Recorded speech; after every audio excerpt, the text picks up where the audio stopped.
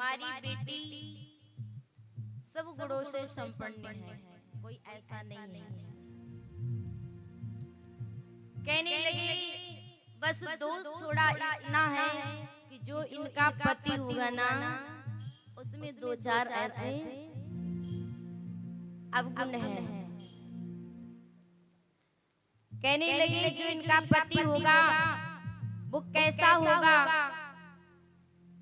अगुण अमान मात पितुहीना, कि पिता इनका पति जो होगा वो कैसा होगा, अमंगल भेष वाला होगा, कैसा होगा, केवल सारे देवताओं में निराला होगा, जटाधारी होगा, ना उसके पास रहने के लिए घर होगा, ना उसके माता पिता होंगे, ऐसा इनका बस उनमें दोष है, तुम्हारी बेटी में कोई दोष नहीं। जैसे इतनी बात कही हिमांचल के मन में बड़ा ही दुख हुआ कि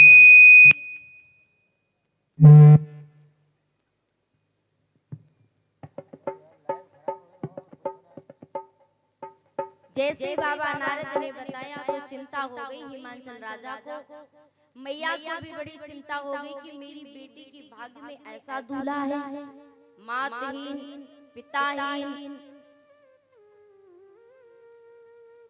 उदासीन संशयहीन लापरवाह ऐसा व्यक्ति होगा तो हमारी बेटी के साथ विवाह कैसे होगा। कुछ और नहीं हो सकता, दोष मिट नहीं सकता। बोले हाँ मिट तो सकता है, कोई उपाय है बाबा। बोले हाँ उपाय तो है, यदि आपकी बेटी तपस्या करेगी तो दोष मिट जाएंगे। मैया ने कहा मेरी बेटी तो बहुत छोटी है, अगर वो तपस्या इस उम्र में करेगी वो जंगल में। बोले चिंता मत करिए, आपकी बेटी साधारण नहीं है, उसकी चिंता करने की जरूरत नहीं है। अगर तुम्हारी बेटी ने ये तप नहीं किया ना तो ऐसा दूल्हा मिलेगा नहीं। सच बताएं हमारी बहन और माताएं ऐसी होंगी कि वो भी सपने में भी देखते कि हमें अच्छा दूल्हा मिले। भैया लोग भी यही प्रार्थना करते मंदिर में जाते कि हमें अच्छी दुल्हन मिल जाए, संस्कारी पढ़ी लिखी मिल जाए। और ये प्रार्थना होना चाहिए आज के जमाने में,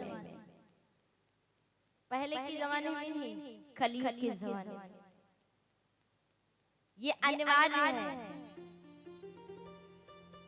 पढ़ी लिखी और संस्कार वाली लड़की। अब इतनी पढ़ी लिखी भी मत करिएगा कि बहू सोए बेड पे सासू माता सोए, ऐसा नहीं। सम्मान बराबर होना चाहिए। आप बहू का करिएगा, बहू तुम्हारा करेगा। बेटी बनाकर घर में रखिएगा। एक बेटी जाती है दूसरी बेटी को, जब वो तुम्हारे घर आती है तो वही तुम्हारी बेटी हो जाती है, वही तुम्हारी सेवा करेगी। जब आप ये कर्तव्य निभाएंगे ना तो आपकी बेटी से बढ़ करके करेगी। हर व्यक्ति मंदिर में जाकर ये प्रार्थना करता है कि बस प्रभु हमें अच्छी सी लड़की मिल जाए, संस्कारी लड़की मिल जाए। हर अच्छा एक बात और है, यदि राम जैसा दूल्हा चाहती हो तो तुमको भी सीता बनना पड़ेगा।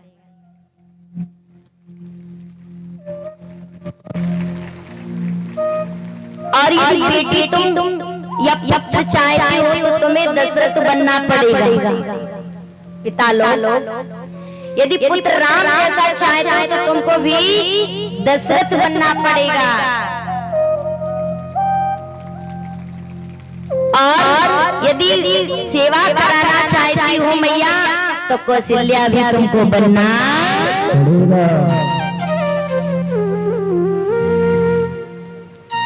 ताली दोनों हाथों से बजती है ना, एक हाथ से ताली कभी नहीं बज सकती। जब आपकी मन में ऐसा भावना होना चाहिए, ऐसे संस्कार हो तो घर कभी टूटता नहीं है, कभी नहीं टूट सकता। पड़ोसी भी आग लगाए तो आग लग नहीं सकती है। अब पड़ोसी आग बहुत जल्दी लगाते, बुझाने कोई नहीं आता है। बिगड़ रहा है, बिगाड़ने चार पहुंचेंगे, बनाने वाला एक भी नहीं पहुंचेगा।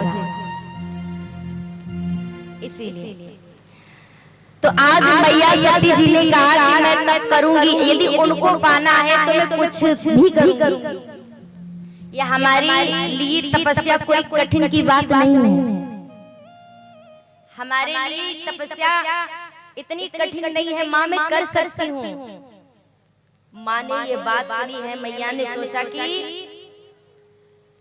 तुम ये कर सकती, बोले माँ मैं उनको पाने के लिए कुछ भी कर सकती हूँ। ये तपस्या कोई कठिन की बात थोड़ी ना है। अगर कोई वस्तु देखी जाए कि वो कठिन है, तो यदि आप पीछे कदम नहीं हटाएंगे तो वो आपके लिए सहज हो जाएगी, सरल हो जाएगी। जो एक बात बताएं, गन्ना आप लोग ने छील करके चबा होगा, उसका रस लिया होगा, कैसा है ऊपर से? जोर से बोलो, कठोर है कि नहीं है? सिर हिलाओ, कठोर है कि नहीं है? जब उसको छीलेंगे तो उसके अंदर का जो गुदा होता है ना, वो कितना नरम होता है, कितना नरम होता बताओ। और जब उसका रस लेते हैं तो कितना आनंद आता है, जोर से बोलो। आ जाता आनंद की नहीं? जो व्यक्ति कठोर होता है उतना ही अंदर से वो नर्म होता है। और जब आपको व्यक्ति ऐसा मिल जाए कि अंदर से नरम है तो उसे सोचने नहीं बहुत कठोर है।